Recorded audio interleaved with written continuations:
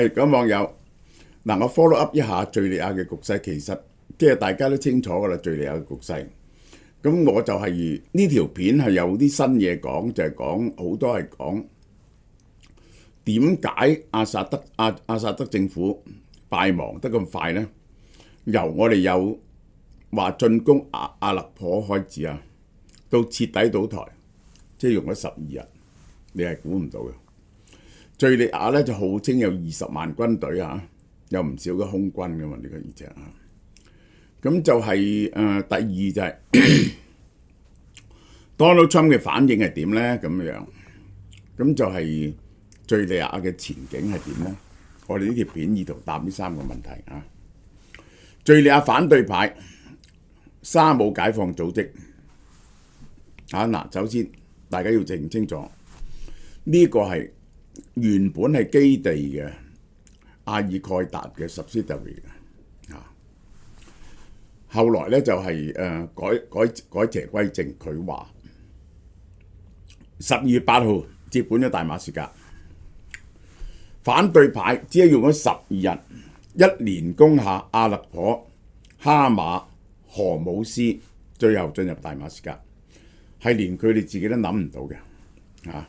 嗱，我哋睇下，其實一打到荷姆斯你就知道完咗，呢個係打到荷姆斯你完咗，因為切斷晒個海岸線，俄羅斯咧要救援咧都冇得救援啊！嗰啲機場又唔安全，大量空降係不可能嘅。結果南部特卡兩邊夾攻，喺大馬士革呢度。大馬士革機場同佢周邊嘅地區都撤離晒啦，所有航班停飛，軍方警察部門人去樓空，個機場都接管埋。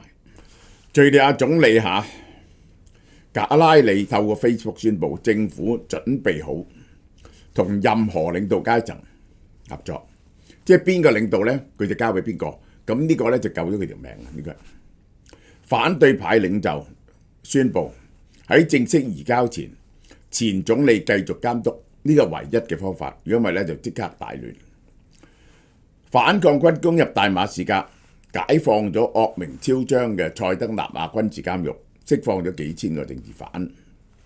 佢喺大清真寺發表演講，呢次勝利對於呢個地區有歷史性意義。呢個當然啦，即係呢一個阿薩德兩父子咧係獨裁統治咗56年，而佢哋係社會主義分子嚟嘅，好啲群眾喺度高呼自由，大家睇個樣。撕毀咗阿薩德嘅肖像，帶住餐具、椅啊、家具啊，大家攞晒佢啲嘢走。呢個係推翻政府嘅紀念品。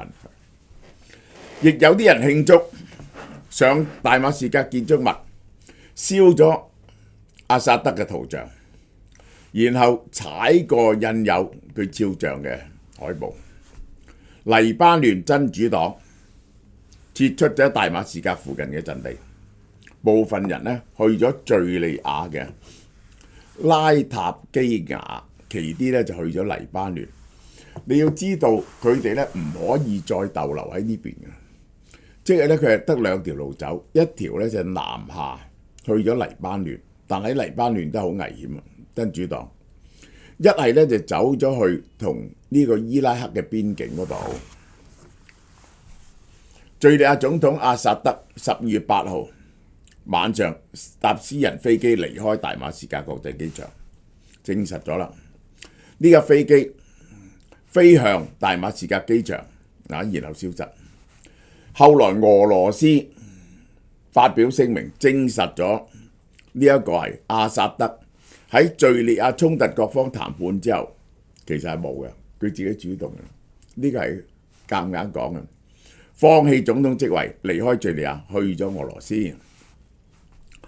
根據俄羅斯通訊社確認，阿薩德佢嘅家人喺莫斯科，而俄羅斯給予庇護，基於人道理由提供政治庇護。敍利亞官方媒體咧最初否認阿薩德已經離開，話佢依然喺大馬士革履行職責嘅。阿薩德嘅出逃被認為經過非常審慎嘅決定同慎密準備，最後選擇咗乜嘢呢？俄羅斯，證實去咗俄羅斯。佢嘅去向一樣引起猜測，因為呢，佢有可能去伊朗，因為係什葉教什葉派，同阿拉伯聯合酋長國。即係佢去嗰笪地方呢，係有兩個條件啦。我首先講嗰笪地方願意庇護佢嘅安全，呢個係第一點。第二點，嗰笪地方嘅政治要穩定喎。如果唔係呢，嗰笪地方如果政權一有咩變動嘅話呢，佢就要走過嘅咯。呢個就係咁。結果佢揀咗俄羅斯，覺得伊朗都有啲危險啊。阿拉伯聯合酋長國可能受到外界嘅壓力，要交佢出去。統治敍利亞53年嘅阿薩德政權12日內倒台，打咗13年嘅內戰。嗱，我要講點解啊？其實事後你睇下就係咁嘅。佢喺2015年俄羅斯介入以來呢，就係一路靠俄羅斯呢，就係吊住佢條命。當日都係靠俄羅斯空軍，就係襲擊住嗰啲反叛軍嗰啲基地，等佢哋唔能夠推進。好啦，呢3年呢，俄羅斯呢就陸陸續續撤走晒俄羅斯嗰啲軍隊，我諗剩翻幾百人咁咯。尤其是撤走晒嗰啲華格納集團，撤走晒呢兩種人，因為佢好等兵力好等，而且咧可以用嘅武器咧好多陸陸續續咧係撤走咗，咁呢個係第一喎。第二點咧就係佢俾敍利亞嘅軍事援助咧都俾唔到。敍利亞你諗下，敍利亞嘅軍隊咧其實咧，我諗唔到有咩人會忠於阿薩德嘅，因為佢唔係一個政治，佢唔係一個宗教嘅領袖嚇，佢唔係一個宗教領袖，佢嘅政治權威咧一早就破咗產。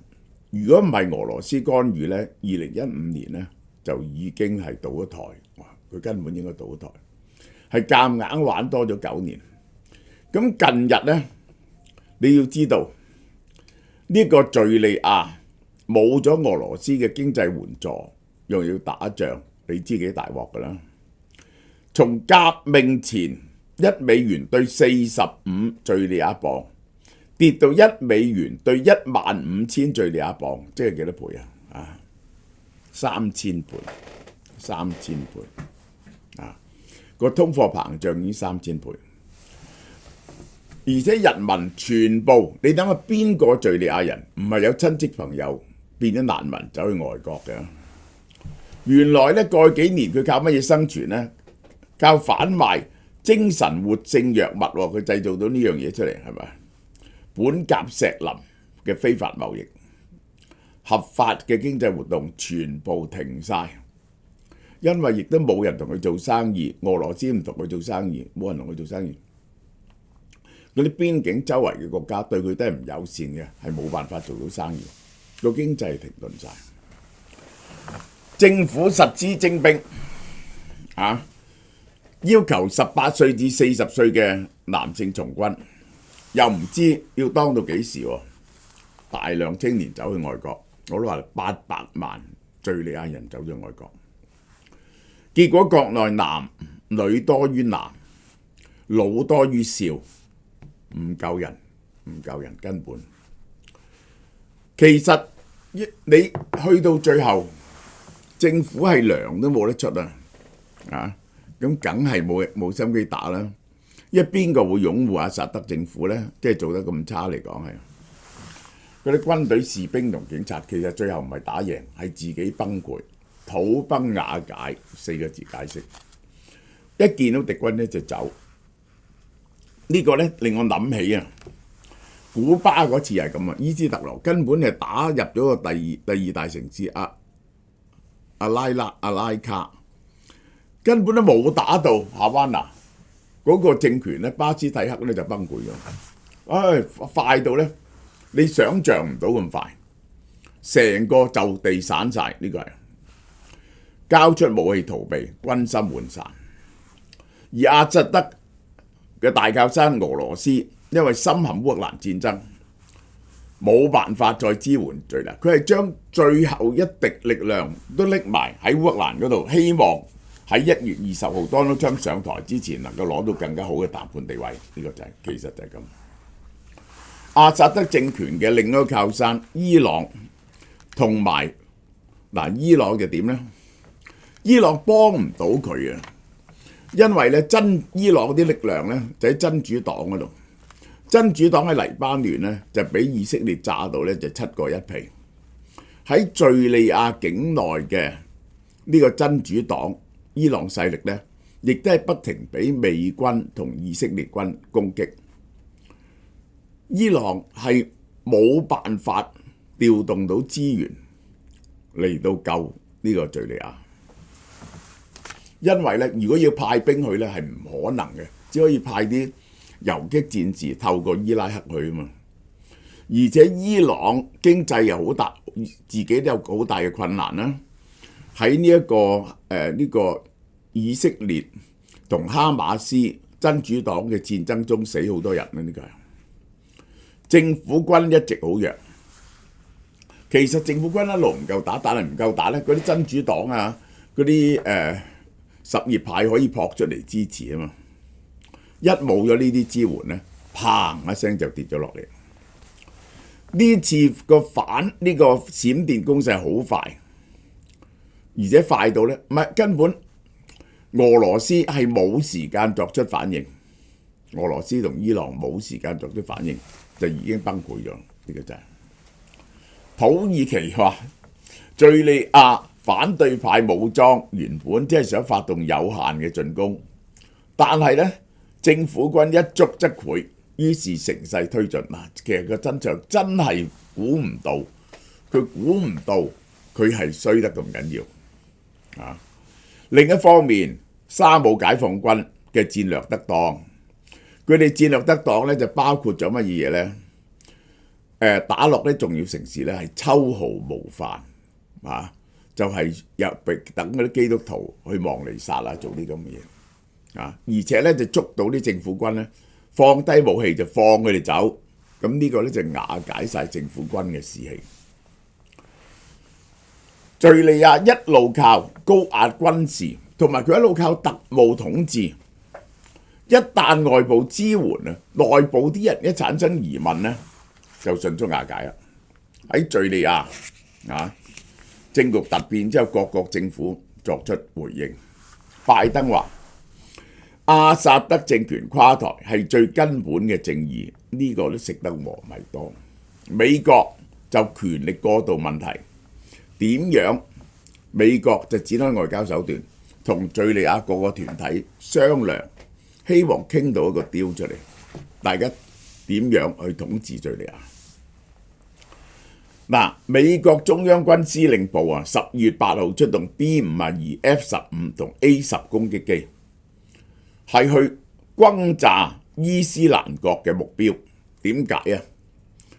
驚伊斯蘭國乘機走入大馬士革嗰度控制咗大馬士革，於是再炸伊斯蘭國。美國最大嘅敵人就係伊斯蘭國喺嗰度，第二就係伊朗，呢個第一就係伊斯蘭國，呢個咧就美國人咧最憎。第二咧就係伊朗同埋什葉派嘅勢力。佢本來呢個伊拉克咧有啲什葉派咧想去馳援嘅，有幾千人。美國咧係用 A-10呢個對地面攻擊機去炸佢哋，哇！真係炸到7個一皮呢個。美國國防部中東事務喺安全會入邊，而家美國會繼續集兵喺敍利亞東邊嗰啲美國基地，唔會走。Donald Trump 講乜嘢咧？呢個緊要。Donald Trump 講嘅嘢咧就係唔關美國事，美國唔好捲入去。呢個係好啦。佢話反對派係攻佔咗好多個城市，係 coordinate 協調得好好，去到大馬士革呢個係佢話俄羅斯因為死傷咗60萬人咧，唔可以再支持敍利亞啦。敍利亞咧，佢哋保護咗好耐。點解敍利亞咁大鑊啊？佢始終忍唔住啊，就賴奧巴馬。嗱，當日奧巴馬咧就話阿薩德你唔好用毒氣畫咗 a red line in the sand， 但係後來用咗咧，就係奧巴馬唔敢去轟炸敍利亞呢個。好啦，阿薩德如果走咗咧，係對敍利亞人最好嘅事嚇。敍利亞係一塌糊塗嚇，但係佢唔係我哋嘅朋友。美國唔關美國事，美國唔會理，呢個就係佢嘅立場。阿薩德走咗啦，呢個就係佢就又講翻俄羅斯根本唔應該喺嗰度。俄羅斯喺呢個烏克蘭戰爭啊，已經喪生咗60萬或者傷亡咗60萬人。佢咁弱，所以佢支援唔到啊。澤連斯基咧亦都係傷亡咗40萬人啊。呢個咧就係荒謬嘅呢個嘅傷亡數字。呢個係咁不被需要地浪費咗，好多家庭被毀滅咗。嗱，呢個就係用悲天憫人之心嚟到講呢一個俄羅斯佔烏戰爭。即係咧，幾時我哋有權剔人哋嘅生命咧？只係當你嘅生命受到威脅嗰陣時候，係得呢點，係得呢點。而俄羅斯實際上威脅到烏克蘭嘅生命。烏克蘭咧係喺我哋呢啲和平主義者嘅眼中咧，喺咁嘅情況之下咧，都係應該使用武力嘅。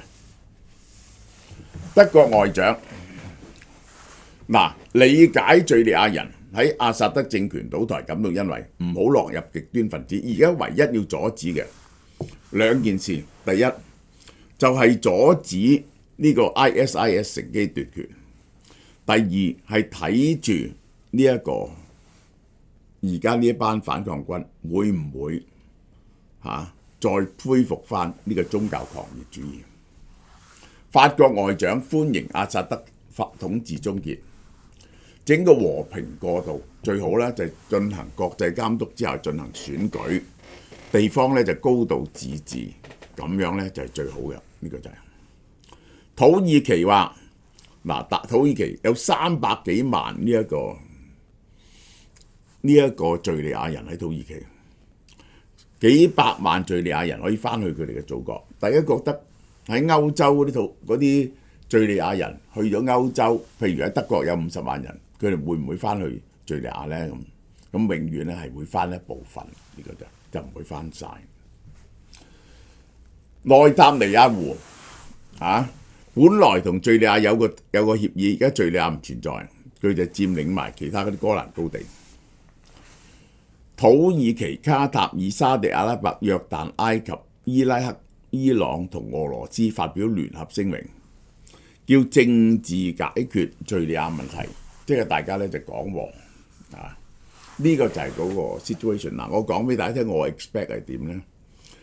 係會舉行一個選舉嘅。第一個沙朗共和國嘅軍隊會唔會去全國打其他啲人咧？我相信係唔會。我相信唔會。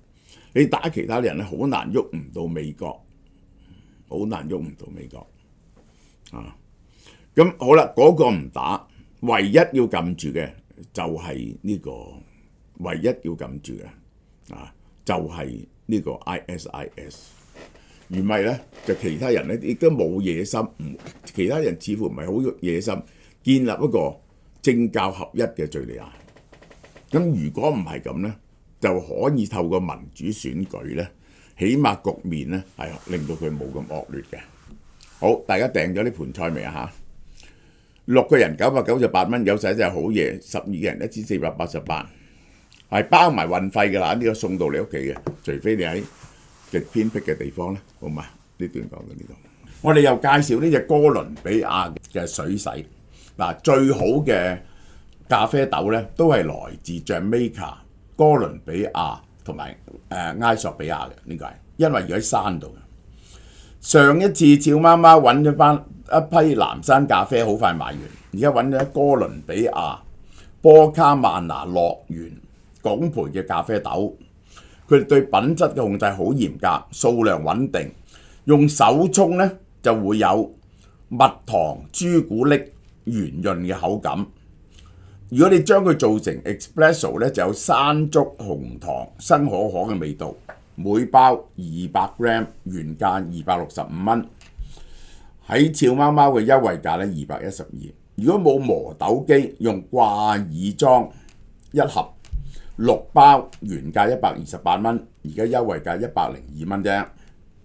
冇磨豆機，你買咗豆呢，可以去野田咖啡生豆專門店代勞，地址喺灣仔軒尼詩道314至324號 Winland Square 地下 B 店，同埋新界大圍車公廟路18號 L3 層325店。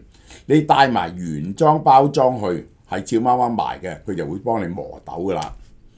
得一批嘅啫，賣完即止嚇。想飲優質嘅咖啡就唔好錯過，優惠日期一路去到12月31號，網店同埋門市咧都有得賣。